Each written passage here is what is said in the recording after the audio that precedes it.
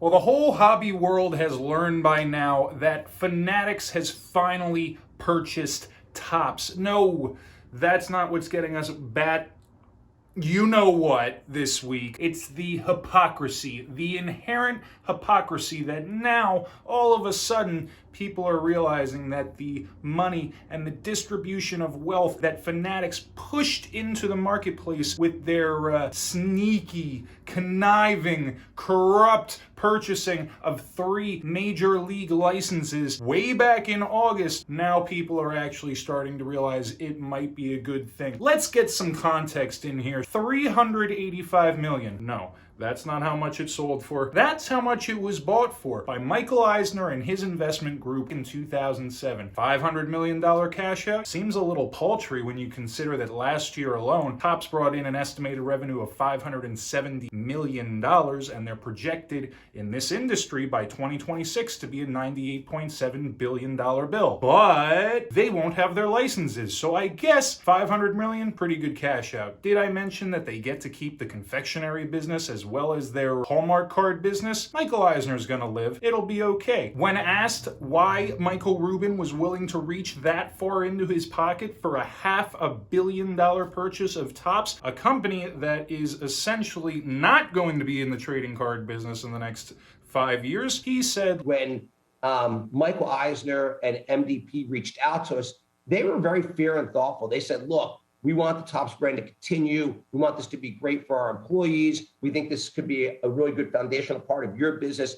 And we very quickly got to an arrangement that I think made sense for everybody. By the way, guys, pay attention for that IPO. Here's the bottom line. What's driving me, Batty? Now that you have your context behind you, the fear, the panic, the hysteria, the absolute pandemonium that took our world by storm over the last several months since the announcements of these license deals. Why were people freaking out to no end? I'm not exactly sure, but apparently the idea that new trading cards might be produced without a Topps logo or without a Panini sticker might be enough to allow your existing inventory of 50, 60, 70 years of these cards to just all of a sudden vanish, vanquish, disappear in value overnight. I was actually at the Chattanooga show way back in October, and an elderly gentleman who had been in the business for 40 years dealing vintage singles said to me, "You do a lot of modern in addition to the vintage. Do you think that all my cards are going to be worthless?"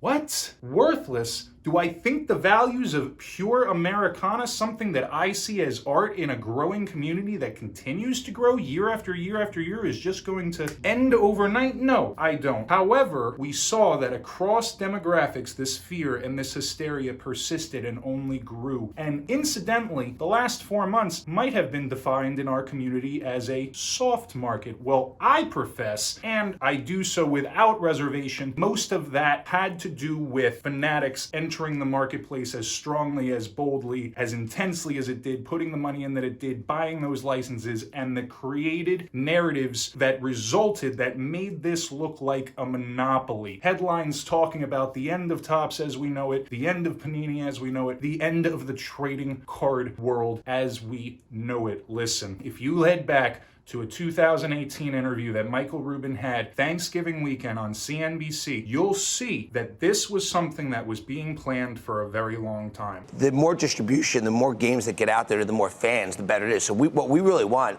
is the games distributed to as many people as possible. That's how you really get more fans. So a digital platform around the world can get you more fans. About 2017, he inks a deal with Fanatics, with Major League Baseball, to be the only direct distributor of MLB apparel.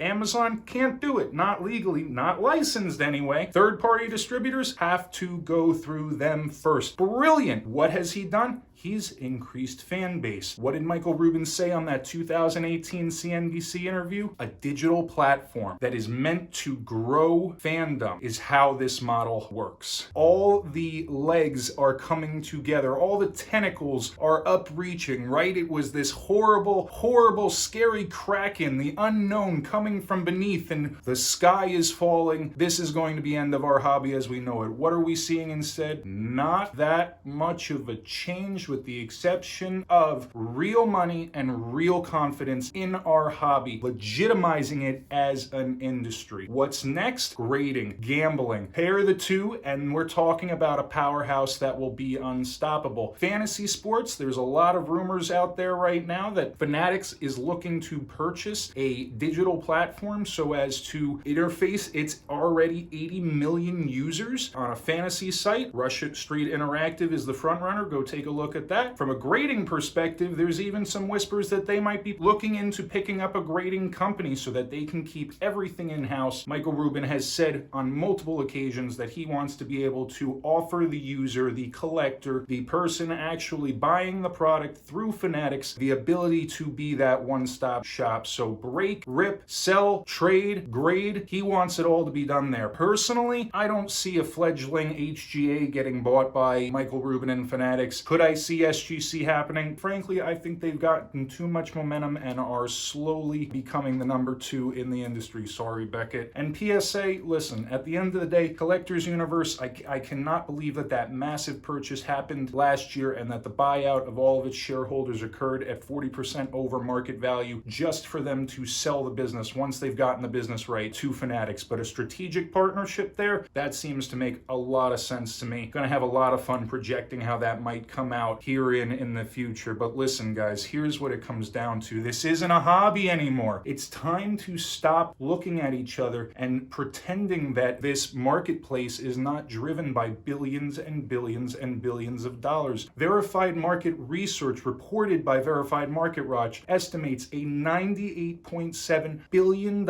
industry by 2027. Guess what? Uncle Sam's coming too. Does that mean you're going to want to get out and get rid of all your PSA 10s before you're going to have to pay taxes on them? Listen, I think you should be already, just saying. But no, don't do that. What are you going to do? That soft market will create itself again. Fanatics didn't do that, guys. Our marketplace did that. Our community did that. And guess what? We're all going to have to start to become a little bit more scrupulous with how we just dump our product, or else it's going to continue to happen. And guess what? Slowly but surely, eBay will not be the only powerhouse for a marketplace. Fanatics will find their way into that too. It's not a hobby anymore as we know it. This is an industry. And with great industry comes a lot of money. I'm excited for the future. You all should be too. We'll keep following the situation as the days go on. I'm ecstatic to see that the Topps brand has secured its place in the future of trading cards. I am ecstatic to see that Michael Rubin, the CEO of Fanatics, has worked this deal out the way he did. Panini, he's coming for you.